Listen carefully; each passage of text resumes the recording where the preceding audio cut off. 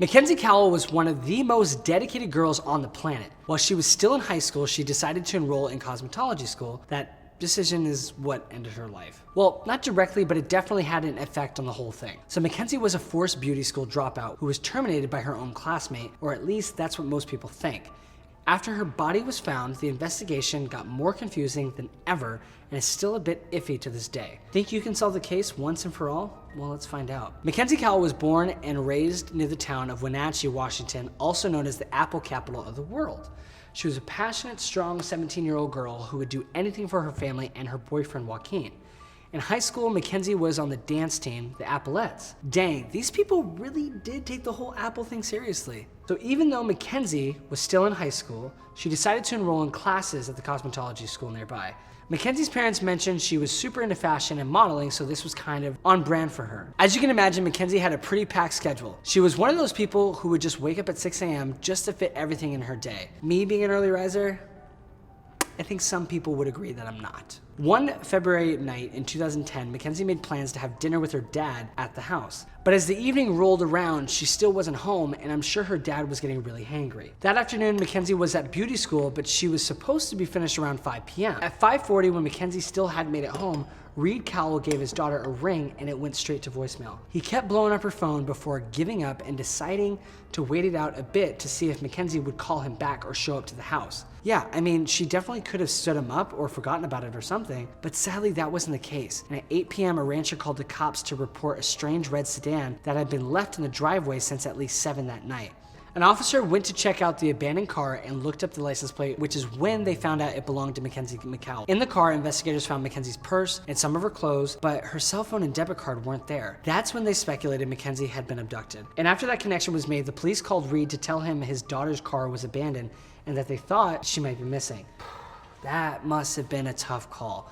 And I wonder if Reed had eaten by that point or not. Either way, I'm sure he lost whatever appetite he may have had after hearing the news. The next morning, a huge search ensued to find the teen girl. And as much as everyone had hoped Mackenzie would be discovered alive, sadly, that wasn't the case. The detective's first move was to find out where Mackenzie was last seen. As I mentioned earlier, she was supposed to be in class at beauty school, so that's where the cops went to figure out what happened in Mackenzie's last known moments.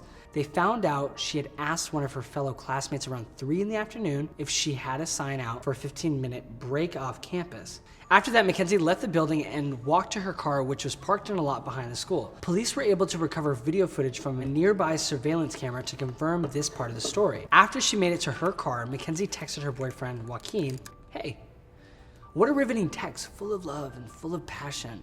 Not, come on, hey? 20 minutes later, Joaquin texted back saying, "Hey," but he never got a response. And Mackenzie and Joaquin were already dating, so I don't think she was trying to play hard to get or ghost him or anything like that. Like, by that point, it was very clear that they were both into each other, enough to be dating. Like, I mean, I guess that's what dating culture is. You date them, and then if you don't want to see them ever again, you just ghost them. That's how that works. All right, so after the couple's boring text exchange, no one saw or heard from Mackenzie ever again. Investigators tried to track down the location of her phone, but at that point, it was either dead or it had been shut off. Mackenzie's abandoned car didn't really give detectives any other clues either. So the search continued until the girl's corpse was found on February 13th, 3 days after her initial disappearance. Mackenzie's remains were discovered on the banks of a Columbia River at Crescent Bar, about 20 miles away from where she was last seen. She had all of her clothes on and her feet were in the water.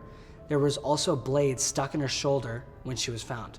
After detectives thoroughly investigated the scene, Mackenzie's body was sent off for an autopsy. Medical examiners found puncture wounds on her neck, gnarly injuries on her head, and proof that her attacker tried to saw off one of her arms after she passed.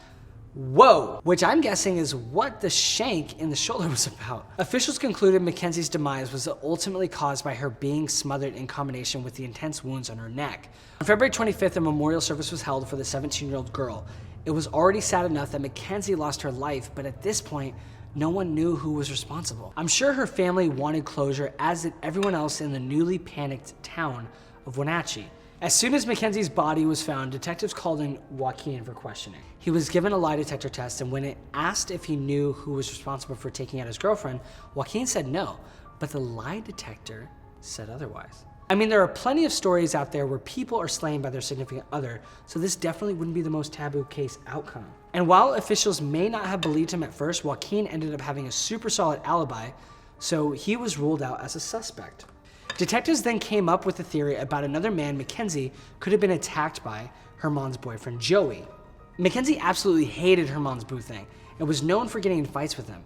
In fact, the day before she went missing, she got in a huge blowout fight with Joey, which seems like a pretty solid reason for him to go after her. Apparently, Mackenzie once told her mom it was either him or me, so maybe Joey was super competitive and was just trying to make sure he won the ultimatum. I mean, I'm competitive, but not that competitive.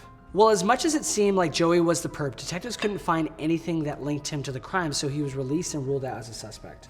For the next 2 months, investigators tried to determine the identity of Mackenzie's slasher, but they were unsuccessful. And that's when Liz Reed came waltzing into the picture. Liz was a full-time college student, former substance user, and police informant who was quite the talker. And for whatever reason, she decided to come forward with information about Mackenzie's big event 2 months after it all went down. Liz told the cops that there were 2 dudes who were responsible for Mackenzie's slaying. The guys were hardcore dealers and Liz was friends with them in real life, which makes me wonder if she was just making this up to try to get back at them.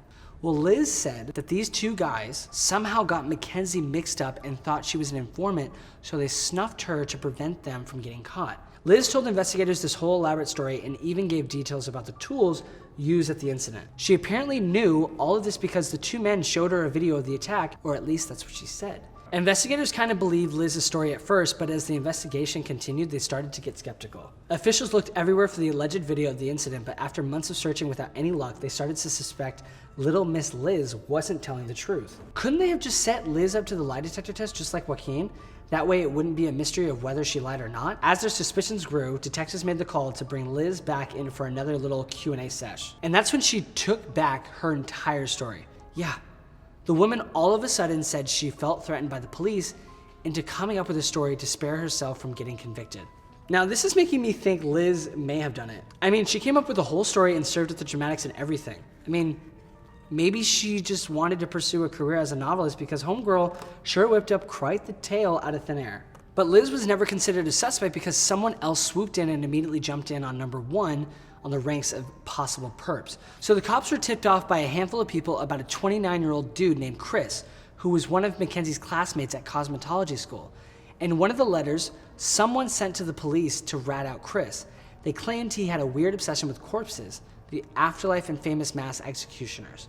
If this happened nowadays, I feel like that wouldn't even be a red flag since everyone in the world is addicted to true crime shows, including you, because you're watching this one. Gotcha. But on top of Chris's possible normal fascination with all things gory, he had a big old tattoo of Hannibal Lecter on his arm and apparently used to work in funeral homes where his favorite thing to do was cut people up.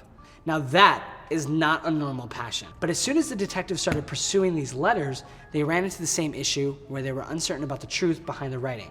One of the letters was written by a police informant who was friends with Chris, but apparently had an extensive history of mental illness. And get this, the dude wrote the letter while he was in jail for exposing himself to a barista. I guess he really wanted that oat milk with no foam. So this case was becoming more and more difficult for investigators to conduct. Since there were so many people throwing Chris under the bus, officials started looking into him a bit more. Detectives reviewed video footage from cameras at the beauty school that afternoon and spotted Chris leaving 72 seconds after Mackenzie. Now that's interesting. I love how specific they got with the timing on that though. 72 seconds, like that's really specific. Those 2 extra seconds, they really did seal the deal. None of Mackenzie's other classmates initially mentioned anything suspicious about Chris leaving that afternoon because he slipped out through another door right after Mackenzie left, so they probably didn't think he was going to go after her. Chris lived right down the street from the school in the same direction Mackenzie was seen driving her car after she pulled out of the parking lot. A few other things that put Chris on the suspect radar is that he never went back to school that evening and didn't have an alibi for the rest of the day. Well, other than the claim that he picked up cupcakes for his mom, which doesn't really take that long. He would have still had plenty of time to whack Mackenzie, and in the days following the big event, Chris wasn't showing up to school. I guess he wasn't up for learning to cut a bob since he was still processing what he'd done to his classmate. After searching through Chris's phone records, investigators found out he had been texting his ex-girlfriend Tessa. Please do not tell me he's one of those people who tries to be friends with his exes. That's never a good idea. I have some exes that I don't talk to. There's a reason for that. So Chris talked to Tessa 8 different times between 3:30 and 6 that evening. Now Tessa was dating another guy at the time who lived just 3 miles away from Crescent Bar, which is where Mackenzie remains were found. When Tessa's phone records were searched, officials found out she called her boyfriend twice, around 6 and once at 9. And her 9 o'clock phone call was super intense.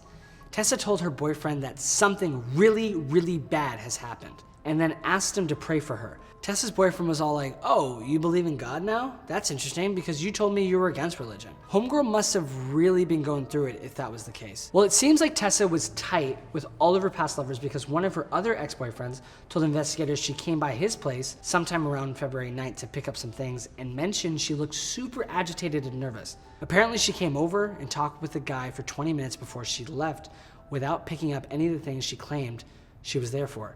So now it's looking like Tessa is involved somehow, but the police still thought Chris was their main guy.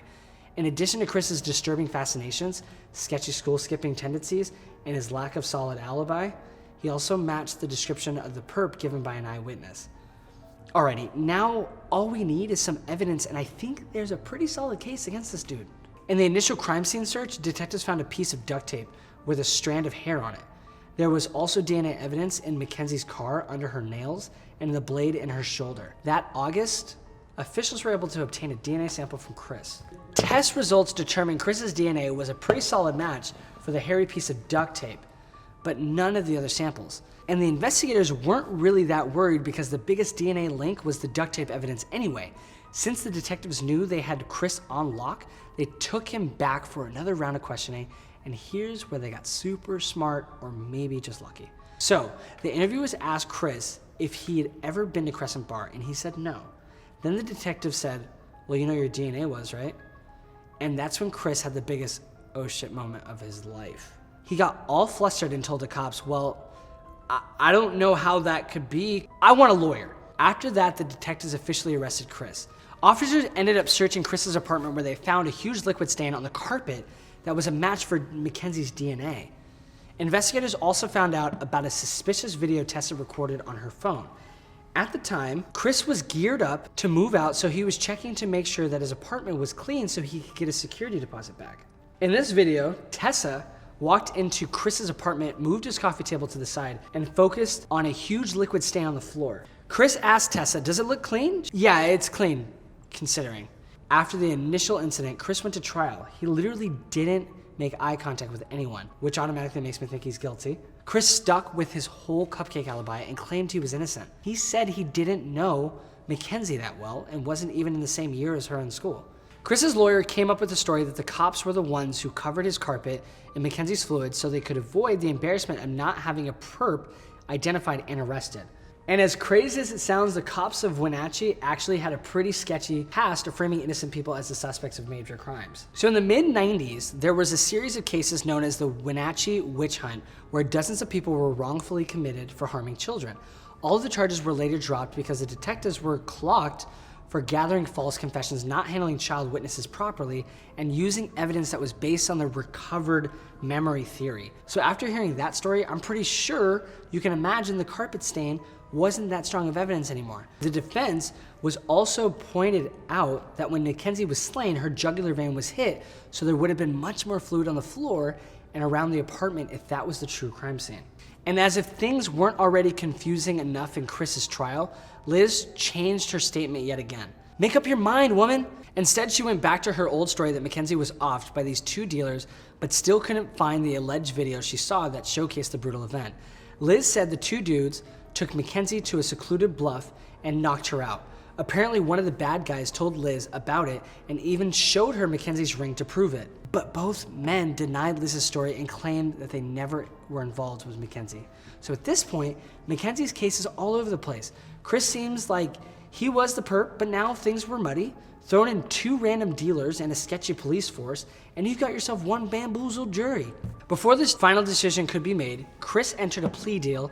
Even though he still claimed innocence, he decided to plead guilty for Mackenzie's crime in exchange for a 14-year sentence with the possibility of getting out in 10 with good behavior. Today, Chris is still in jail, where he has continued to maintain his innocence, but he did mention he regretted getting the Hannibal Lecter tattoo. And that's all we know, or I guess don't know, about Mackenzie Cowell's case. There are so many questions that remain unanswered, so that's why I'll leave it up for you to decide. Do you think that Chris did it, or was it all just a police cover-up? I'm still trying to decide myself, so until then, I'm gonna eat me some cupcakes. I'll see you guys next time.